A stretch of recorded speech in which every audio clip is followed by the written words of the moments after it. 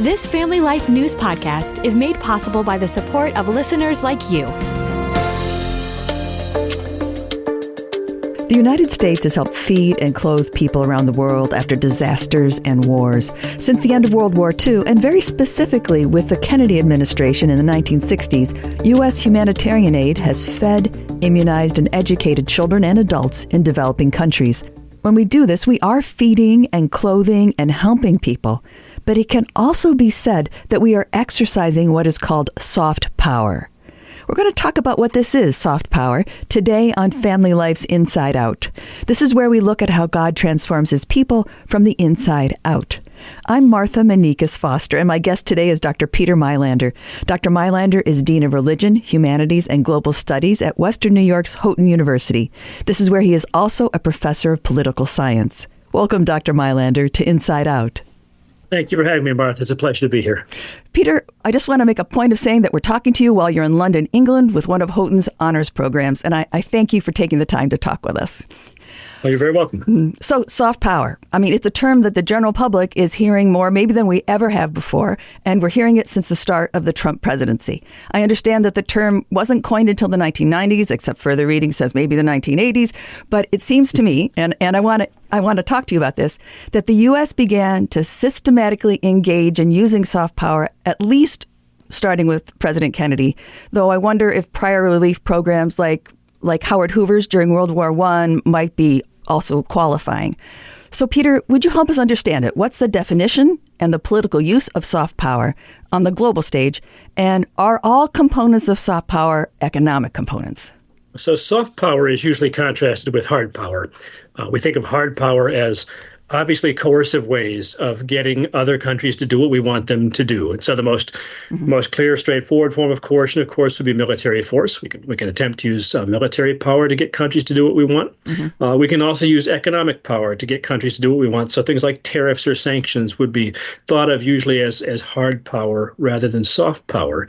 But then there are other ways of influencing countries, trying to, sometimes people will say co-opt rather than coerce them, trying to get them to want the things that we want so that they will do the things we would like without having to attempt to coerce them. So these other ways of trying to get countries to do things that we think are good ideas would be soft power. So you mentioned economics, and certainly economic forms of soft power are important and are common.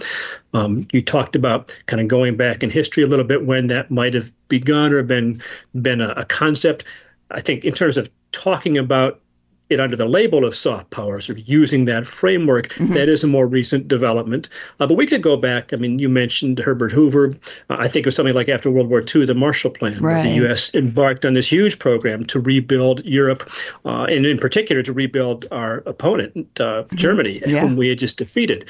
That's an example of economic influence used in ways that were certainly in our interest. It wasn't purely altruistic. We were interested in containing the Soviet Union, but that did a lot of good in the world and won us a lot of goodwill. So that'd be an example of economic soft power. That's an older one, but all the forms of development aid that we might engage in, whether that is health clinics or education for women, things of this sort, building wells, delivering food, assisting with famine relief, refugee services, all of those things could be forms of economic soft power. There are also things that are non-economic. So people will talk about values and people will talk about culture. And maybe I'll take those in the other order, actually. So culture can be a form of soft power when it is very appealing to people elsewhere. If you think about American popular culture, it has tremendous appeal all around the world. People see Hollywood movies. People listen to American pop music.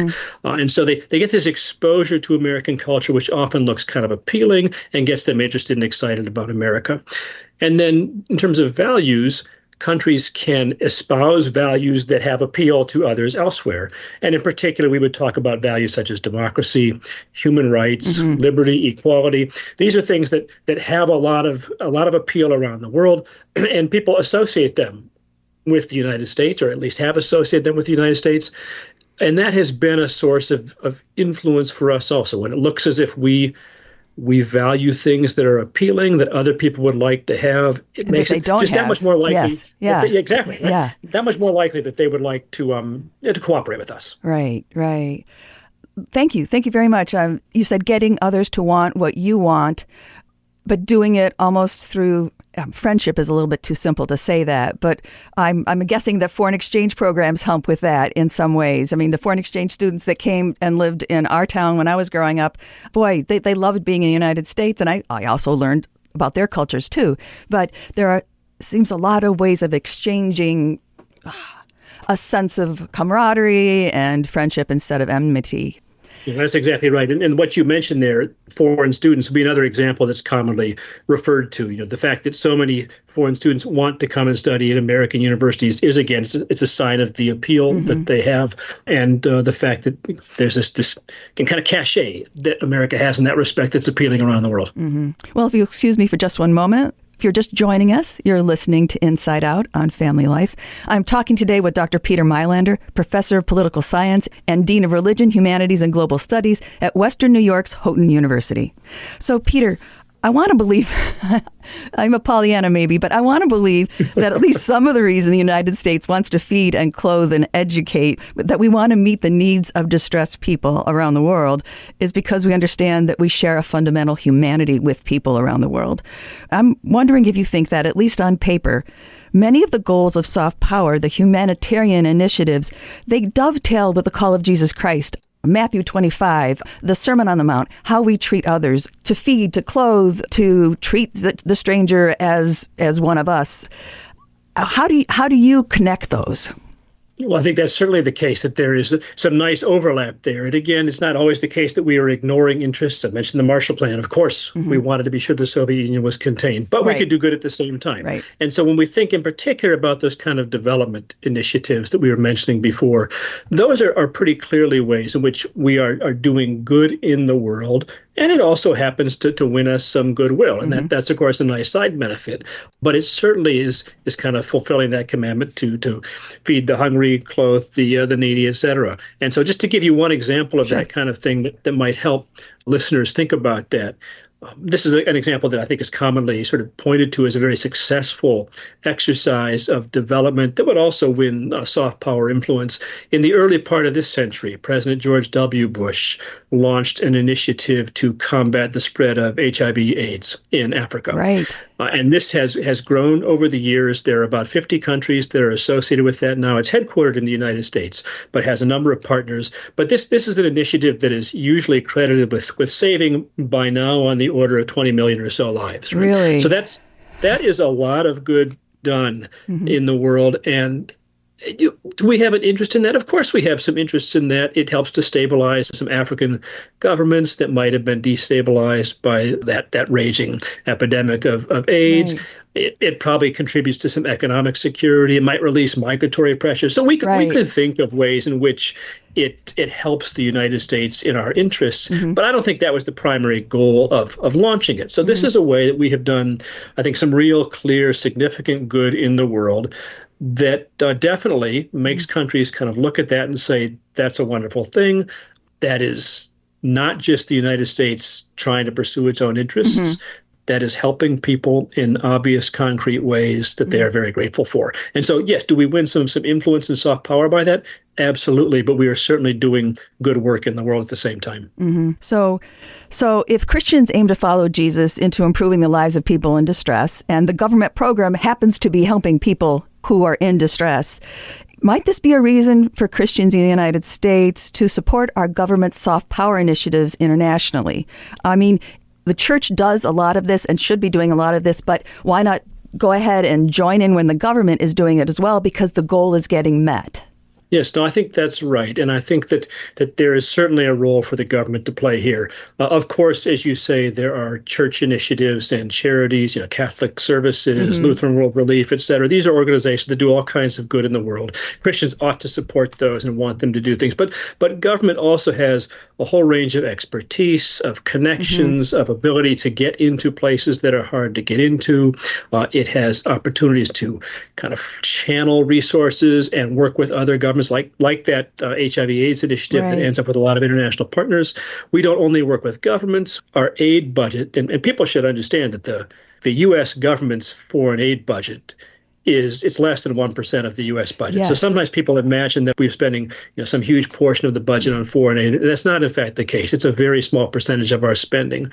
But it makes a big impact in a lot of places. So we partner with foreign governments, but we also partner with NGOs. We partner with private organizations, other charitable organizations. And so the government has a lot of coordinating ability there and the opportunity to pull a lot of expertise together. So I think that we don't have to pit the private charitable or church-based organizations against the government as if it had to be one or the other. There's a role for both of these entities to play.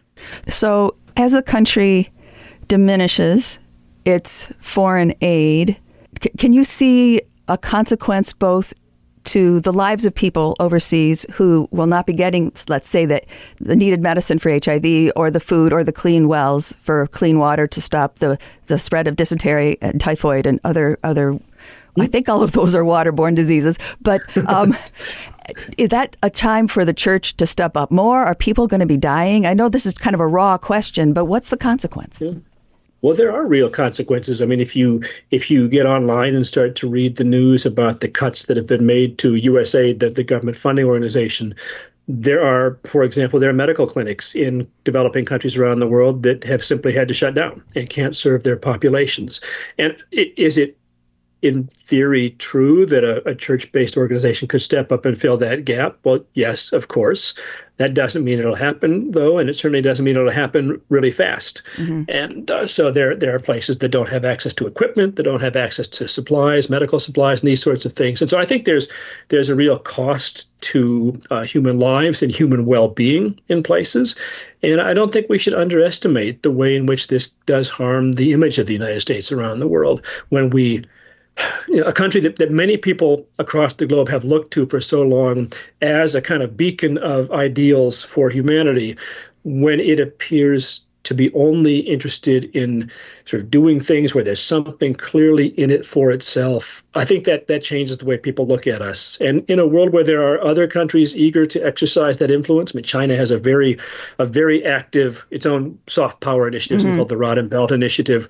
It's been extremely active. So there are people out there to try to fill that void. If we don't, others will. And so I think it's worth both wanting to do good in the world and help people, and I think it's also worth being attentive to the ways our efforts to do that or not to do that do affect people's eagerness to work with us and how they think about us. And as people who follow Jesus Christ, there are considerations there I think we should be really thinking about and praying about following Jesus into the difficult places in the world.